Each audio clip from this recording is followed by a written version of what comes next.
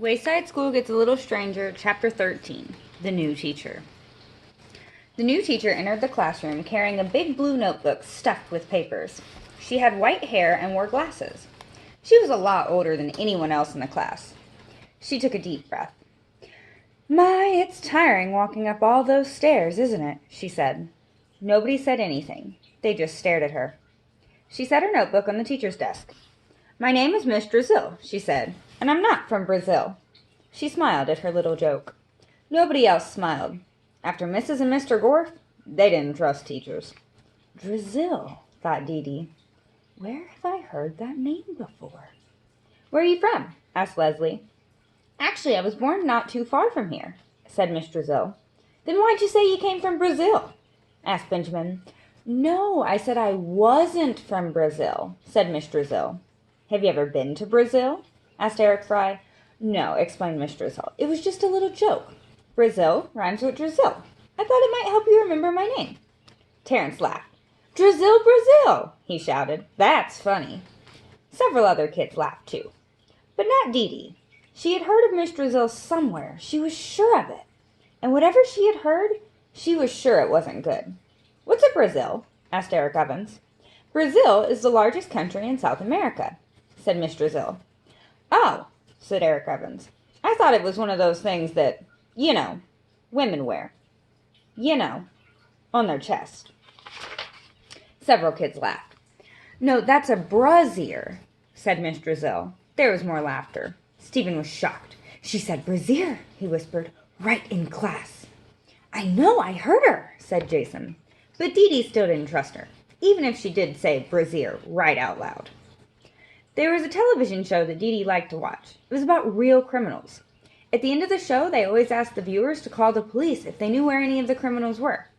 Dee Dee wondered if she had seen Miss Drizzle on that show. "Does anybody have any questions they'd like to ask me?" asked Miss Drizzle. Ron raised his hand. Miss Drizzle pointed to him. "How old are you?" asked Ron. Dana gasped. "You're not supposed to ask someone that," she said. "Especially someone as old as Miss Drizzle," said Mac. Miss Drizzle smiled. "I don't mind," she said. "I'm 66 years old. You can ask me anything you want." "Anything?" asked Joy.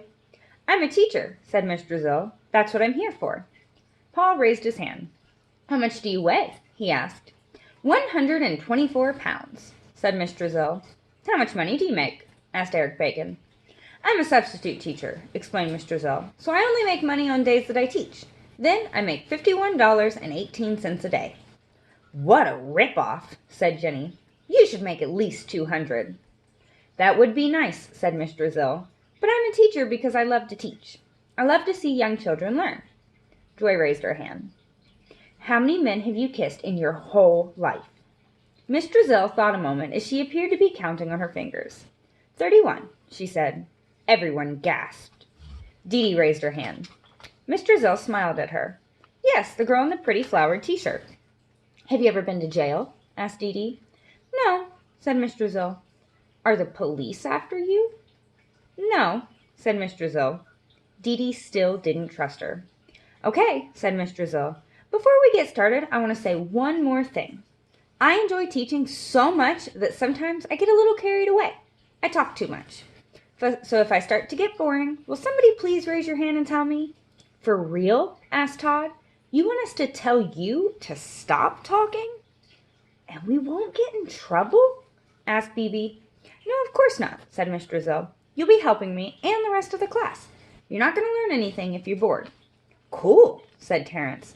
"Oh, I suppose when I first started teaching, I used to be a little more strict," said Miss Drizzle. "I've been worried about things like whether my students had clean fingernails or if their shirts were tucked in." She laughed. "But times have changed, and I've changed. Besides, the kids were a lot worse back then. At least some of them were." For just a second, her sweet face turned sour as she looked at the notebook on her desk. Then she smiled again. "I believe teaching requires mutual cooperation. I will cooperate with you, and you need to cooperate with me. If we work together, we will have a very enjoyable learning experience." Her face turned sour again. "But if you cross me, you will be very, very sorry." She ran her fingers over her blue notebook. "Oh, maybe not today. Maybe not tomorrow. But someday I will get you. You can run, but you can't hide. She smiled. Okay, let's get started.